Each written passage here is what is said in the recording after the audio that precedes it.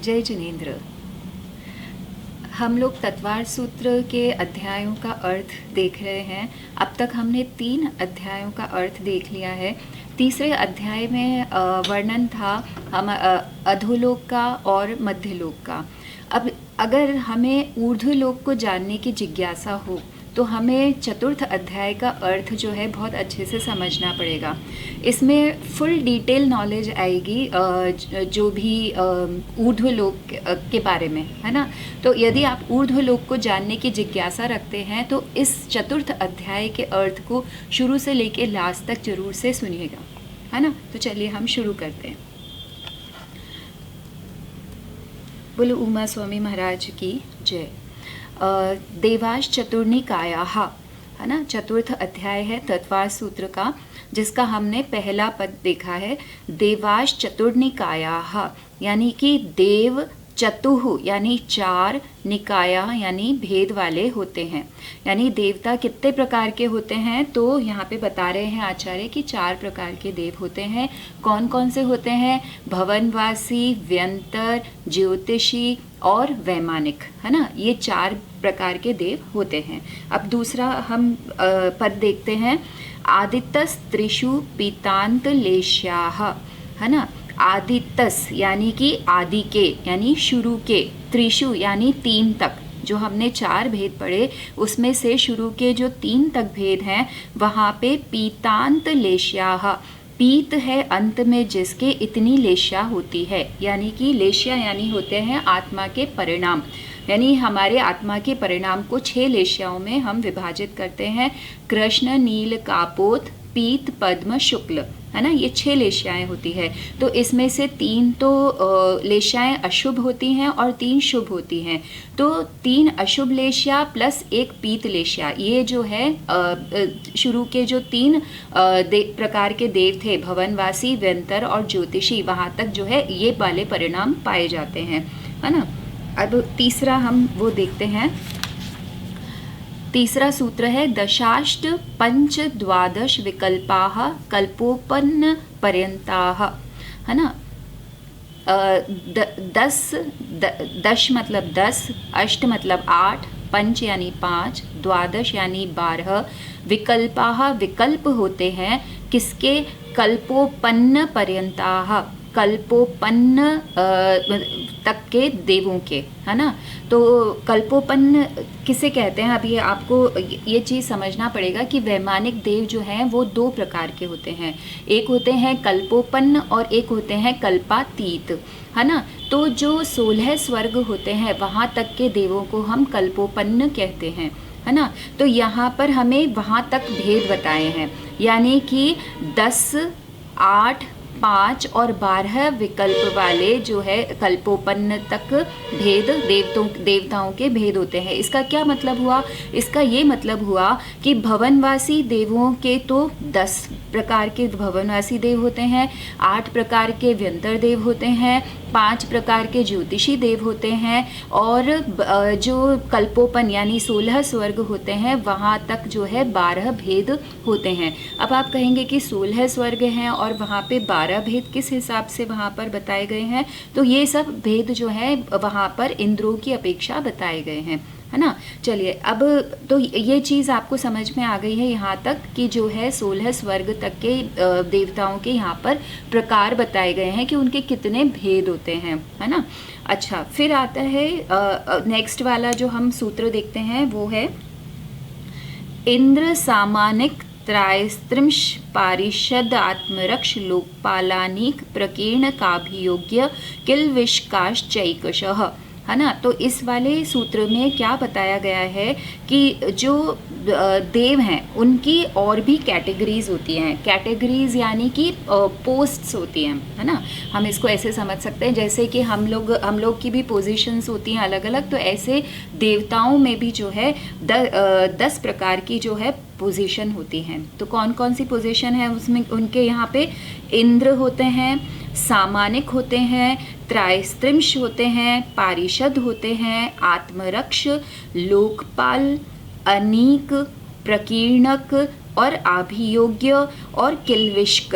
तो इस तरीके से 10 जो है पोजीशंस हैं, है ना। सबसे ऊंची पोजीशन, फर्स्ट पोजीशन पे कौन है? इंद्र, जिसकी आज्ञा चलती है ना। सामानिक कौन होते हैं? जो इंद्र के समान ही सब कुछ होता है लेकिन उनकी आज्ञा नहीं चलती है ना। बाकी सब कुछ उनका जो है आयु, शक्ति, परिवार, भोग, उपभोग के साधन सब इंद्रों के समान है लेकिन आज्ञा केवल इंद्र की चलती है। त्रैस्त्रिंश कितने होते हैं? जो कि पारिषद होते हैं, मतलब कि इंद्र की सभा में जो पारिषद होते हैं, या फिर हम कह सकते हैं कि जो देव जो है गुरु के समान होते हैं। और ये कितने होते हैं? ये 33 होते हैं, 33, इसलिए इनको क्या बोलते हैं? त्रैस्त्रिंश। फिर आते हैं पारिषद। पारिषद यानी सभा के सदस्य, है ना। आत्मरक्ष यानी कि जो कि अंगरक्षक के समान होते हैं, यानी कि इंद्र के अंगरक्षक के समान होते हैं। वहाँ पे अंगरक्षकों की ऐसा कोई ज़रूरत नहीं है लेकिन एक मतलब आपकी पोजीशन को शो करने के लिए जो है ये व्यवस्थाएं करी गई हैं, है ना। फिर उसके बाद में आता है आत्मरक्ष के बाद आता है लोकपाल। लोकपाल यानी कोतवाल के समान जो देव होते हैं उनको लोकपाल कहते हैं। अनीक, अनीक यानी जो सेना के रूप में कार्यरत होते हैं वो अनीक कहलाते हैं। प्रकीर्णक यानी कि जो सामान्य जनता होती है उसे प्रकीर्णक कहते हैं। अभियोग्य यानी कि जो कि हाथी, घोड़ा आदि बनते हैं, यानी कि सवारी बनते हैं जिसके ऊपर फिर जो है देवता लोग आरूढ़ होके जाते हैं, ये अभियोग्य जाति के देव होते हैं। फिर किल्विष्क होते हैं। किल्विष्क किसे कहते हैं? जो कि जिनको कि अस्पृश्य माना जाता है, जिनको कि दूर रखा जाता है ना। तो इस तरीके से जो है ये 10 प्रकार के भेद जो है वो देवताओं में भी पाए जाते हैं।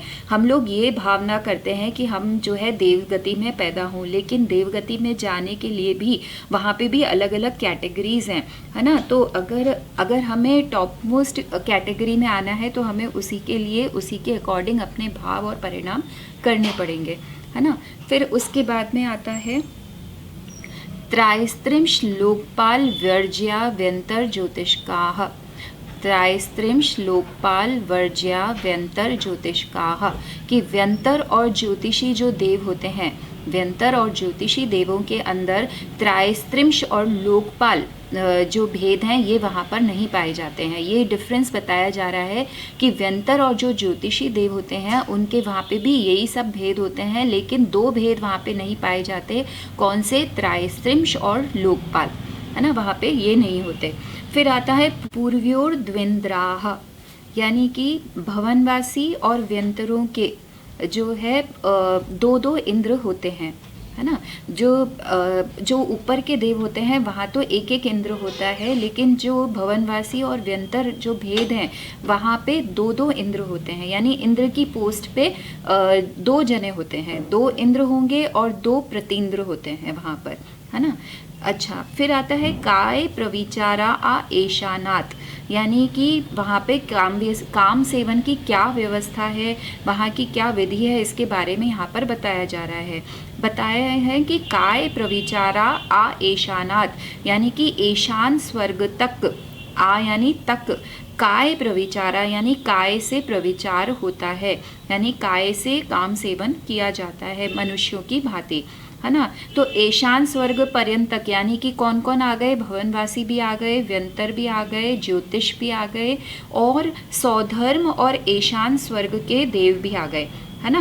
पहले और दूसरा जो स्वर्ग है उसका नाम है सौधर्म और ईशान। तो वहाँ तक जो है, वहाँ तक जो देव हैं वो अपनी अपनी देवियों के साथ मनुष्यों के समान शरीर से जो है काम सेवन करते हैं। फिर आता है 8वां सूत्र, हम देखते हैं कि शेष स्वर्गों में जो है काम सेवन की क्या व्यवस्था रहती है। तो लिखा है शेषाः स्पर्श रूप शब्द मनः प्रविचाराः, यानी कि शेष जो स्वर्ग होते हैं वहाँ पे स्पर्श से, रूप देखने से, शब्द सुनने से और मन से जो है प्रविचार किया जाता है। अब इसका क्या मतलब हुआ कि पहले और दूसरे स्वर्ग के ऊपर के स्वर्गों में जो है यानी कि तीसरे और चौथे स्वर्ग के जो देव देवियां हैं वो तो आलिंगन मात्र से, और 5वें, 6ठे, 7वें और 8वें स्वर्ग के देवियों के रूप देखने से, और 9वें, 10वें, 11वें और 12वें स्वर्ग के देव जो है वो देवियों के गीत वगैरह के जो शब्द होते हैं उनको सुनने से, और 13वें, 14वें 15वें और 16वें स्वर्ग के जो देव है वो देवियों का मन में विचार करने मात्र से ही तृप्त हो जाते हैं, है ना। फिर उसके बाद में हम नेक्स्ट सूत्र देखते हैं। वहाँ पर ये बताया है कि कल्पातीत, यहाँ तो हमने 16 स्वर्ग के देवों की बात करी, लेकिन कल्पातीत में क्या व्यवस्था है उसके बारे में बताइए। तो आचार्य कह रहे हैं परे अप्रविचाराः, यानी कि जो ऊपर के स्वर्ग हैं, 16 स्वर्ग के ऊपर जो कि ग्रैविक, अनुदिश और अनुत्तर विमान है, वहाँ पर जो है मैथुन नहीं होता है, वहाँ पे काम सेवन नहीं होता है ना, क्योंकि वहाँ पे काम सेवन नहीं है तो वहाँ पे देवियाँ भी नहीं है ना। फिर आता है 10वें नंबर का जो श्लोक जो सूत्र है, इसमें ये बताया गया है कि भवनवासियों के 10 भेद, जो हमने पहले के उसमें सूत्र में पढ़ा था, तीसरे नंबर के सूत्र में, कि जो भवनवासी देव हैं वो 10 प्रकार के होते हैं। तो यहाँ पे उन 10 प्रकार के मतलब उनके भेद बताए जा रहे हैं। भवनवासिनो असुर नाग विद्युत सुपर्णाग्नि वात स्तनितो दधि द्वीप दिक्कुमाराः, है ना। जो भवनवासी देव होते हैं उनके अंदर कौन कौन से भेद हैं 10 प्रकार के? असुर कुमार, नाग कुमार, विद्युत कुमार, सुपर्ण कुमार, अग्नि कुमार, वात कुमार, स्तनित कुमार, उदधि कुमार, द्वीप कुमार और दिक् कुमार। ये जो है 10 भेद भवनवासी देवों के हैं। अब फिर उसी सूत्र में था कि 8 प्रकार के भेद जो है वो व्यंतर देवों के थे। तो व्यंतर देव कौन कौन से होते हैं, इसके लिए आगे 11वें नंबर के सूत्र में बताया गया है। व्यंतराः किन्नर किमपुरुष महोरग गंधर्व यक्ष राक्षस भूत पिशाचाः, है ना। तो व्यंतर देवों के किन्नर, किमपुरुष, महोरग, गंधर्व, यक्ष, राक्षस, भूत और पिशाच, ये 8 भेद हैं, है ना। अच्छा, फिर ज्योतिषी देवों के 5 भेद कौन कौन से हैं, तो वो नेक्स्ट सूत्र में बताया जा रहा है। ज्योतिष्काः सूर्या चंद्रमसौ ग्रह नक्षत्र प्रकीर्णक तारकाश्च, है ना। तो जो ज्योतिषी देव हैं उनके कौन कौन से भेद हैं? सूर्या यानी सूर्य, चंद्रमा, ग्रह, नक्षत्र, प्रकीर्णक और तारकाश्च यानी तारे, है ना। तो ये वहाँ के जो है 5 भेद हैं, सूर्य, चंद्रमा, ग्रह, नक्षत्र और तारे, है ना। प्रकीर्णक तारे यानी कि बिखरे हुए तारे, फैले हुए तारे, है ना। तो ये 5 भेद हैं ज्योतिषी देवों के। अच्छा, फिर आता है 13वें नंबर का सूत्र, जिसमें ये बताया गया है कि ज्योतिषी देवों का गमन कहाँ होता है ना। तो बोले हैं मेरु प्रदक्षिणा नित्य गतयो नृलोके, है ना। जो ज्योतिषी देव होते हैं वो नृलोके यानी मनुष्य लोक में मेरु प्रदक्षिणा, मेरु की, सुमेरु पर्वत होता है जो कि बीचों बीच है जम्बू द्वीप के, तो वो उसकी प्रदक्षिणा देते हुए नित्य गतयो यानी नित्य हमेशा ही घूमते रहते हैं, हमेशा ही गतिशील रहते हैं। यानी कि सुमेरु पर्वत है जो कि हमारे जम्बू द्वीप का एक सेंटर पॉइंट है, उस सेंटर पॉइंट के जो है चक्कर लगाते रहते हैं ये सूर्य चंद्रमा नित्य यानी हमेशा ही, है ना। फिर आगे का सूत्र बोलते हैं तत्कृतः काल विभागः, कि उनके इस घूमने से क्या होता है। तो यहाँ पे आचार्य कहते हैं कि उनके इस घूमने से ही काल का विभाग होता है, यानी उसी से ही हमें घड़ी, घंटा, दिन, रात आदि का जो व्यवहार काल का जो भेद है वो इन्हीं के गतिशील ज्योतिषी देवों के आधार से ही किया जाता है। और यही काल जो है पूरे मतलब देवताओं में भी और भी सभी जगह पर यही काल माना जाता है ना।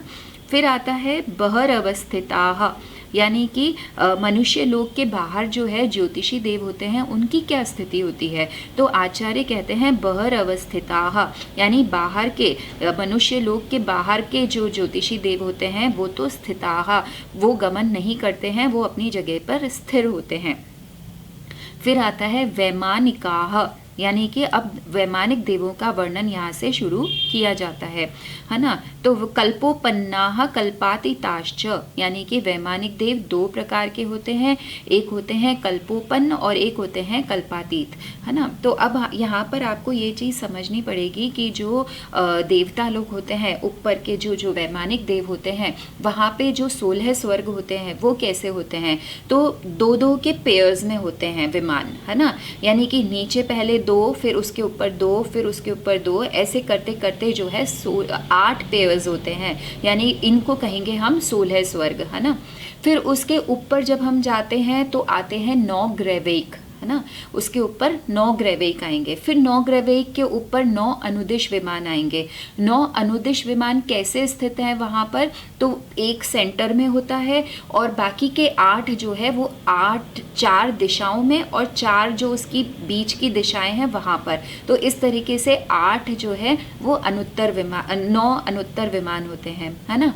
और उसके अलावा जो है 5 विमान होते हैं, 9 ग्रैवेक, 9 अनुदिश और फिर 5 अनुत्तर विमान होते हैं, है ना। ये जो 9 मैंने आपको बताए वो तो अनुदिश विमान है, फिर 5 अनुत्तर विमान उनके भी ऊपर होते हैं, उसके बीचों बीच में सर्वार्थ सिद्धि विमान होता है और बाकी के 4 विमान जो है वो चारों दिशाओं में होते हैं, है ना। इस तरीके से आप उसका एक पहले रफ आइडिया अपने दिमाग में रखना, तभी आप जो है इस ज्योतिषी देव, जो वैमानिक देवों की जो बारे में जो हम चर्चा कर रहे हैं, आप उसको समझ पाएंगे, है ना। तो अभी हमने क्या बात करी है कि 16 स्वर्ग तक के जो देव होते हैं वो क्या कहलाते हैं, वो तो कल्पोपन्न कहलाते हैं। और जो 16 स्वर्ग के ऊपर जो 9 ग्रैवेक और 9 अनुदिश और 5 अनुत्तर विमान है वो सब कल्पातीत कहलाते हैं, है ना। तो ये 2 भेद हो गए। अब आता है ऊपरी ऊपरी, है ना। तो ये सब कैसे हैं, मतलब ये सब विमान कैसे स्थित हैं, किसी ने क्वेश्चन करा तो आचार्य भगवान उत्तर देते हैं कि ये जो 16 जो स्वर्ग हैं ये जो है ऊपर ऊपर हैं, मतलब जैसे मैंने आपको इसका बारे में बता दिया कि 2 युगल है, फिर उसके ऊपर 2 युगल ऐसे करके सब ऊपर ऊपर हैं। फिर आता है वैमानिक देवों के रहने के स्थान का नाम क्या है, यानी उनके उन विमानों के नाम क्या हैं, तो बताते हैं सौधर्मेशान, सानत कुमार माहेंद्र, ब्रह्म ब्रह्मोत्तर, लांतव कापिष्ट, शुक्र महाशुक्र, शतार सहस्रारेश्वाणत, प्राणतयोरारणाच्युत्योर्नवसु ग्रवैकेषु, विजय वैजयंत जयंता पराजितेषु सर्वार्थ सिद्धौ च, है ना। तो यहाँ पे क्या बता रहे हैं, ये सब जो है वहाँ के विमानों के नाम हैं।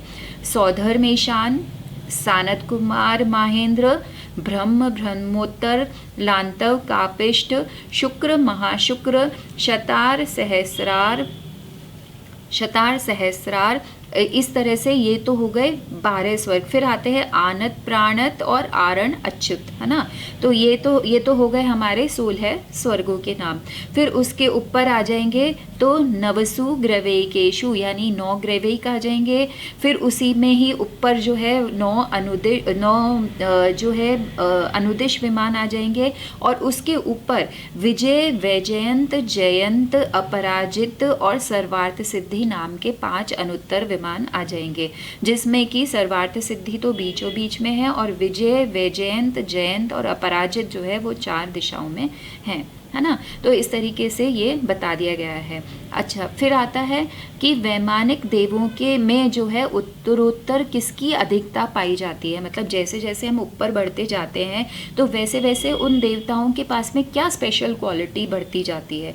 तो ये बता रहे हैं स्थिति प्रभाव सुख द्युति लेश्या विशुद्धिंद्रियावधि विषयतोधिका, है ना। तो जैसे जैसे आप ऊपर जाओगे तो वैसे वैसे उनकी स्थिति यानी कि आयु, है ना, आयु बढ़ती जाएगी, प्रभाव या उनका प्रभाव बढ़ता जाएगा, उनका सुख, उनकी द्युति यानी कांति, उनकी लेश्या विशुद्धि यानी कि परिणामों आत्मा के परिणामों की शुद्धि, इंद्रिय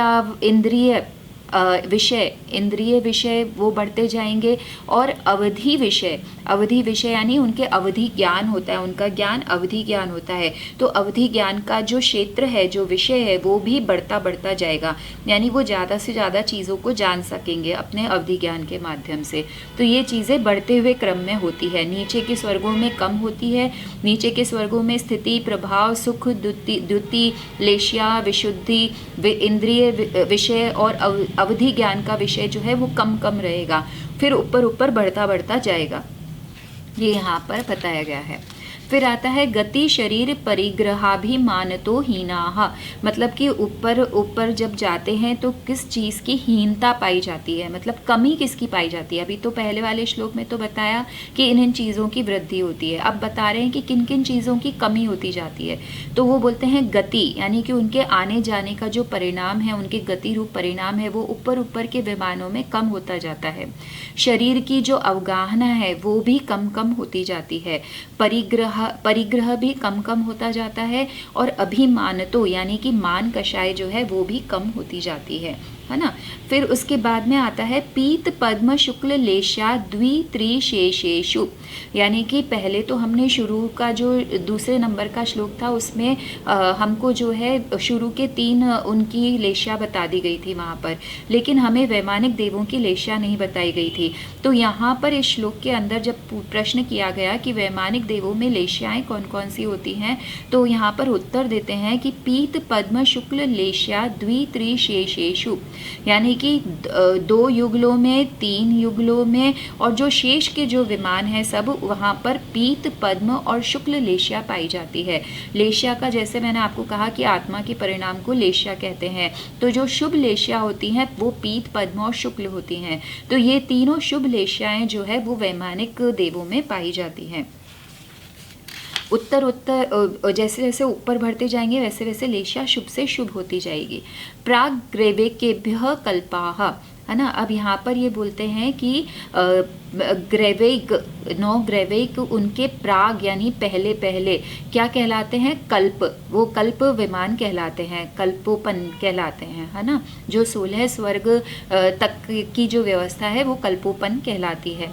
ब्रह्म लोकालया लोकांतिकाः, यानी कि ब्रह्म ही जो है ब्रह्मलोक ही जिसका आलय है वो लोकांतिक देव कहलाते हैं। यानी कि जो ब्रह्म स्वर्ग है, ब्रह्म स्वर्ग में ही जो है वहाँ पर ऊपर एक व्यवस्था है, वहाँ पर जो है सारे लोकांतिक देवों का निवास स्थान है। तो ये लोकांतिक देव जो है वो वहीं पर ही 5वें जो ब्रह्म स्वर्ग है उसकी वहाँ उसके अंत में रहते हैं, है ना। जो 5वें नंबर का जो स्वर्ग था ब्रह्म नाम का, उसके अंत भाग में जो देव जो निवास करते हैं वो कौन होते हैं, वो लोकांतिक देव कहलाते हैं। ये लोकांतिक देव जो है बहुत काल तक तपश्चर्या, मतलब कि ये लोग जो है जब मनुष्य भव में थे तो इन्होंने जो है बहुत तपस्या करी थी, इसलिए ब्रह्मचर्य व्रत भी धारण करा था। इसी कारण से ये लोग जो है लोकांतिक देव के रूप में वहाँ पर पैदा होते हैं, है ना। तो ये जो है लोकांतिक देव हैं, इनकी बहुत आदर सम्मान किया जाता है वहाँ पर, है ना। फिर आते हैं सारस्वादित्य वहन्य अरुण गर्द तोय तुषिता व्याबाद रिष्टाश्च, है ना। इन लोकांतिक देवों के नाम बताए जा रहे हैं इस सूत्र में। लोकांतिक देवों के सारस्वत, आदित्य, वहनी, अरुण, गर्दतोय, तुषित, अव्याभाद और अरिष्ट, ये जो है 8 भेद होते हैं, है ना। फिर आता है विजयादिषु द्विचर्माः, है ना, विजयादिषु द्विचर्माः। अब यहाँ पे बता रहे हैं कि जो अनुदिश और अनुत्तरवासी जो देव हैं उनमें जन्म लेने वालों के लिए क्या नियम है। तो ये बता रहे हैं कि विजय, वैजयंत, जयंत और अपराजित विमानों में जो इंद्र होते हैं, जो अहमिंद्र होते हैं, वो द्विचर्म होते हैं, यानी कि वो 2 भव लेंगे, मनुष्य के 2 भव धारण करेंगे और निश्चित रूप से मोक्ष को प्राप्त करेंगे। ये वहाँ का नियम है। जो भी जना देव बनता है कहाँ पर, विजय, वैजयंत, जयंत और अपराजित विमानों में, जो कि सबसे ऊपर 5 जो हमने विमान पढ़े थे वहाँ पे वो सब क्या होते हैं, वो द्विचर्म होते हैं। द्विचर्म यानी कि वो निश्चित रूप से 2 भव धारण करके जो है मोक्ष को प्राप्त करते हैं। कौन से? विजय, वैजयंत, जयंत और अपराजित विमानों में। यहाँ पर जो है उनका नाम ये लोग मतलब ये लोग 2 भव में नियम से मोक्ष को प्राप्त करते हैं। फिर आता है औपादिक मनुष्येभ्यः शेषास्त्र यज्ञ योन्यः, है ना। तो औपादिक मनुष्येभ्यः, जो उपाद जन्म वाले कौन हुए? जिनका जन्म उपाद से होता है वो कौन होते हैं? वो देव और नारकी होते हैं। और मनुष्येभ्य, और मनुष्य जो हैं इनको छोड़कर इनके अलावा शेष जितने भी हैं वो सब कौन कहलाते हैं? वो सब तिर्यंच कहलाते हैं, वो सब तिर्यंच होते हैं। यानी कि देव को छोड़ दो, नारकी को छोड़ दो और मनुष्य को छोड़ दो, तो उसके अलावा जो भी जीव बचे वो सब किस में आएंगे? वो सब तिर्यंचों में आएंगे। स्थिति रसुर नाग सुपर्ण द्वीप शेषाणाम सागरोपम त्रिपल्योपमार्दहीन मिताहा। अब यहाँ से जो है देवों की आयु का वर्णन चालू हो रहा है। तो इन आयु के वर्णन को आपको बहुत अच्छे से समझना है ना। स्थिति यानी आयु किसकी? असुर कुमार की, नाग कुमार की, सुपर्ण कुमार की, द्वीप कुमार की और शेषाणाम, और जो शेष भवनवासी देवों के जो और भेद हमने पढ़े थे उन सब की यहाँ पर जो है आयु बताई जा रही है। तो क्या बता रहे हैं? सागरोपम, यानी कि सबसे पहला असुर कुमार को लो तो उसकी आयु कितनी मानी जाएगी? सागरोपम यानी 1 सागर की, है ना, 1 सागर। फिर उसके बाद में आ जाओ नाग कुमार, तो उसकी त्रिपल्योपम यानी 3 पल्ले की आयु होती है। फिर आ जाओ आप सुपर्ण कुमार की, तो अर्धहीन मिताहा, मतलब कि आधी कर दो, उसमें से आधा कम कर दो। तो यानी कि 3 पल्ले से आधा कम करा तो सुपर्ण कुमार की कितनी आ गई? 2.5 पल्ले, है ना, 2.5 पल्ले। और फिर जो द्वीप कुमार है उनकी कितनी आ गई? उसकी आ गई 2 पल्ले की, है ना, 2 पल्ले। और शेषाणाम, और जो भी बाकी के जितने भी शेष बचे उन सब की कितनी हो गई? उन सब की 1.5 पल्ले की मानी आयु हो गई, है ना। फिर उसके बाद में हम आगे के श्लोक पे आते हैं। वो आगे का सूत्र में बोलते हैं सौधर्मे शानी हो सागरोपमे अधिके, है ना। तो अब यहाँ तक तो भवनवासी देवों की उत्कृष्ट आयु की चर्चा हो गई। अब बोलते हैं कि सौधर्म और ईशान स्वर्ग के देवों की उत्कृष्ट आयु कितनी है? तो बोलते हैं सौधर्म ईशानी हो सागरोपमे अधिके। सौधर्म और ईशान स्वर्ग के देवों की उत्कृष्ट आयु 2 सागर से कुछ अधिक होती है। सानत कुमार माहेंद्रयो सप्त, सानत कुमार और माहेंद्र स्वर्ग के देवों की उत्कृष्ट आयु 7 सागर से कुछ अधिक है। फिर आता है त्रिसप्त नवैकादश त्रयोदश पंचदश भीरधिकानि तु, जो ब्रह्म और उपर्युक्त जो 7 सागर है, मतलब ऊपर हमने 7 सागर की आयु है, अब उसमें आगे के स्वर्गों में हमें उतनी आयु को बढ़ाते जाना है ना। तो जैसे अगर हम आए ब्रह्म और ब्रह्मोत्तर स्वर्ग पे, है ना, सानत कुमार महेंद्र के बाद में आता है ब्रह्म और ब्रह्मोत्तर स्वर्ग, तो वहाँ पे हमको ऊपर के 7 + 3 यानी कि 3 ऐड करना है। तो कितनी आयु हो गई वहाँ की? 10 सागर, है ना।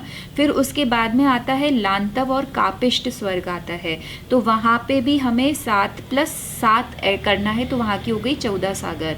फिर आता है शुक्र और महाशुक्र स्वर्ग आता है, तो वहाँ पे 7 + 9 करेंगे तो यानी वहाँ की हो जाएगी 16 सागर। और फिर आता है सतार और सहस्त्रार स्वर्ग आता है, तो वहाँ पे हमें जो है 9 + 7 जो है हमें वहाँ पर जो है एकादश यानी कि 11 + 7 यानी 18 सागर जो है से कुछ अधिक वहाँ की आयु आ गई। और फिर आता है हमारा आनत और प्राणत स्वर्ग, तो वहाँ पे त्रयोदश यानी कि 13 + 7 हो गई 20। और फिर आता है आरण और अच्युत स्वर्ग, तो वहाँ पे पंचदश यानी कि 15 + 7 करेंगे तो 22 सागर की उत्कृष्ट आयु होती है। तो इस तरीके से ऊपर जो हमने देखा था सानत कुमार और महेंद्र की सात सागर की उत्कृष्ट आयु होती है, उस 7 सागर में हमको ये जो नीचे दी गई आयु है इनको ऐड करते जाना है, तो हमें जो है 16 स्वर्ग तक के देवों की उत्कृष्ट आयु पता लग जाएगी, है ना। तो अब फिर नेक्स्ट आता है कि यहाँ तक तो हमें पता लग गया। अब ग्रैविक, अनुदिश और अनुत्तर विमानों के देवों की आयु कितनी है, उत्कृष्ट आयु। तो यहाँ पे सूत्र बनाया आचार्य ने, आर्णाच्युतादूर्ध्व मेकेकनवसु ग्रवैकेषु विजयादिषु सर्वार्थ सिद्धौ च। आरण और अच्युत स्वर्ग से ऊपर 9 ग्रैविक में, 9 अनुदिशों में और विजय आदि 4 विमानों में और सर्वार्थ सिद्धि विमान में हमें एक एक सागर की जो है आयु बढ़ती हुई लगानी है। यानी कि पहले ग्रैविक में यहाँ तक तो हमारी लास्ट आयु कहाँ तक आई थी, 22 सागर तक की 16 स्वर्ग में। अब हमें जो है हर उसमें आगे आगे एक एक सागर बढ़ानी है। तो पहले ग्रैविक में 9 ग्रैविक हैं, तो हर एक ग्रैविक में एक एक सागर बढ़ाते जाओ।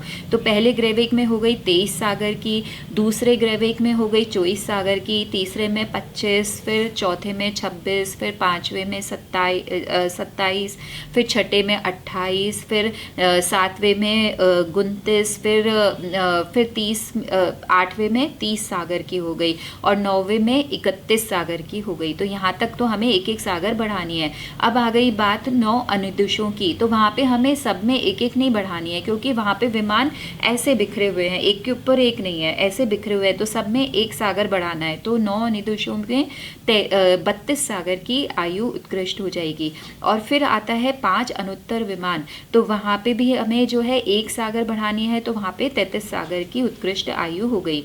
अब इस सूत्र में सर्वार्थ सिद्धि विमान को अलग से सूचित क्यों किया गया है, क्योंकि वहाँ पे ये बताया गया है कि यहाँ की उत्कृष्ट आयु और जघन्य आयु सब एक समान है। यानी कि वहाँ पे अगर लोएस्ट आयु भी होगी तो वो भी 33 सागर है, उत्कृष्ट है तो वो भी 33 सागर है ना। फिर आता है कि अभी तक तो हमने यहाँ तक उत्कृष्ट आयु की चर्चा करी, लेकिन मिनिमम आयु कितनी है देवों की, तो यहाँ पे बताते हैं अपरा पल्योपम अधिकम, यानी सौधर्म और ईशान स्वर्ग जो है वहाँ की जघन्य आयु यानी कम से कम आयु कितनी होगी, तो 1 पल्य से कुछ अधिक है ना, 1 पल्ले से कुछ अधिक है।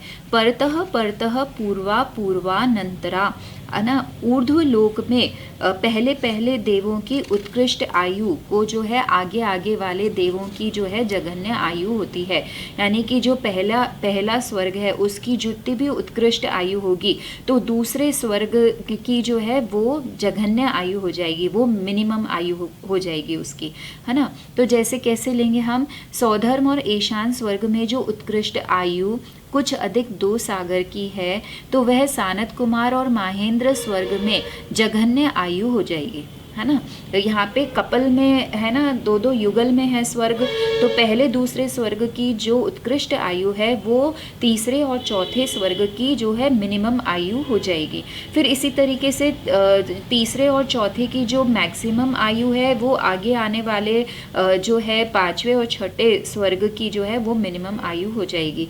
तो इस क्रम से जो है हमें इसे लगाना है। इसी प्रकार से शेष स्वर्गों में भी हमें जानना चाहिए, और सर्वार्थ सिद्धि में तो जघन्य आयु कुछ होती ही नहीं है ना। नारकाणाम च द्वितीयादिषु, तो इसी तरीके से दूसरे आदि नरकों में भी जो है आयु देवों के समान ही हमें माननी चाहिए। यानी पहले नरक में जितनी उत्कृष्ट आयु है वो दूसरे नरक की जो है जघन्य आयु मानी जाएगी। तो इसी तरीके से जो है व्यवस्था नरकों में भी हमें जान लेनी चाहिए। 10 वर्ष सहस्त्राणी प्रथमायाम, यानी पहले नरक में नारकियों की जो जघन्य आयु है। अब हमने ये तो देख लिया कि पहले नरक की जितनी उत्कृष्ट आयु होगी वो दूसरे की जघन्य होगी। तो अब आचार्य से प्रश्न करते हैं कि पहले नरक की जघन्य मिनिमम आयु तो बताइए। जब अगर कोई जीव पहले नरक में जा रहा है तो कब मिनिमम कितना टाइम तक वहाँ रहेगा, तो वो बोलते हैं कि 10,000 वर्ष तक। पहले नरक में नारकियों की जघन्य आयु 10,000 वर्ष की है। भवनेषु च, और भवनवासी देवों की भी जघन्य आयु 10,000 वर्ष की है। व्यंतराणाम च, और व्यंतर देवों की भी जघन्य आयु 10,000 वर्ष की है। यानी कि अगर हम इन गतियों में चले गए, अगर हम भवनवासी देव बन गए, व्यंतर देव बन गए, या हम प्रथम नरक में पहुंच गए, तो हमें कितना मिनिमम आयु भोगनी पड़ेगी? 10,000 वर्ष, है ना। परापल्योपम मधिकम, है ना। व्यंतर देवों की उत्कृष्ट आयु बता रहे हैं आप, क्योंकि व्यंतर देवों की उत्कृष्ट आयु की अभी चर्चा नहीं हुई थी, तो बोल रहे हैं व्यंतर देवों में मैक्सिमम आयु यदि होगी तो वो कितनी होगी? कुछ अधिक एक पल्य, कुछ अधिक एक पल्य की होगी। ज्योतिष काणाम च, और ज्योतिष्क देवों की भी उत्कृष्ट मैक्सिमम आयु कितनी होती है? कुछ अधिक एक पल्य की होती है। तदष्ट भागो अपरा, और उनकी जो है मिनिमम आयु कितनी होती है ज्योतिष्क देवों की? तो वो बोलते हैं एक पल्ले का 8वां भाग, है ना। लौकांतिका नाम अष्टौ सागरोपमाणी सर्वेशाम, और जो समस्त लौकांतिक देव हैं उनकी जो है जघन्य और उत्कृष्ट आयु एक जैसी होती है। लौकांतिक देव कौन से थे? लौकांतिक देव जो कि हमने कहा था कि वो ब्रह्म और ब्रह्मोत्तर वह ब्रह्म स्वर्ग, 5वें स्वर्ग के अंत में जो रहते हैं वो लौकांतिक देव होते हैं। उनकी जो है उनकी जघन्य और उत्कृष्ट आयु एक समान होती है। वो कितनी है? 8 सागर प्रमाण है ना। यानी उनकी आयु हमेशा ही 8 सागर प्रमाण ही रहेगी, है ना। तो ये हमारा जो है ऊर्ध्वलोक का वर्णन हो गया। अब जब हमें एक बात और विशेष जान लेनी चाहिए कि ऊर्ध्वलोक का जो लास्ट विमान है सर्वार्थ सिद्धि, उससे 12 योजन स्थान छोड़कर जो है एक अष्टम पृथ्वी आती है, उसे हम ईशत प्रागभार पृथ्वी कहते हैं। वहाँ पे सिद्धशिला बनी हुई है, और उसके ऊपर और नीचे में जो है 20 नीचे तो 20,000 योजन मोटी जो है 3 वात वाले हैं, जिसके आधार से वो पृथ्वी टिकी हुई है। 20 हजार योजन मोटे 3 वात वाले हैं, और उसके ऊपर भी जो है वो 3 वात वाले हैं, जो कि 3 कोस, 2 कोस और 1575 धनुष प्रमाण है ना। तो जो सबसे लास्ट जो वलय है ना, तनु वात वलय है, घनोदधी वात वलय, घन वात वलय और तनु वात वलय सबसे लास्ट में होता है। तो उस तनु वात वलय के सबसे लास्ट पोर्शन में जाके जो अनंतानंद सिद्ध परमेष्ठी भगवान है वो वहाँ पे विराजमान है ना। तो जितनी भी आत्माएं हैं जिन्होंने कि अपने आप को स्वतंत्र कर लिया है, तो स्वतंत्र होने के बाद में वो कहाँ पर स्थित होती हैं? वो सीधे सिद्धशिला पर नहीं बैठते हैं, वो कहाँ जाते हैं? लोक के अंत भाग जो तनुवात वाले है लास्ट का, उसके लास्ट पॉइंट पे जाके उनका सर टच होता है ना। तो हमें जो है हमारी धारणा को ये सही बना लेना चाहिए कि भगवान जो है वो कहीं सिद्धशिला पे जाकर के बैठ नहीं जाते हैं, वहाँ पे जाके नहीं स्थित हो जाते, वो लोक के अंत भाग में जाकर के स्थित होते हैं। आशा है कि आपको ये ऊर्ध्वलोक का वर्णन समझ में आया होगा।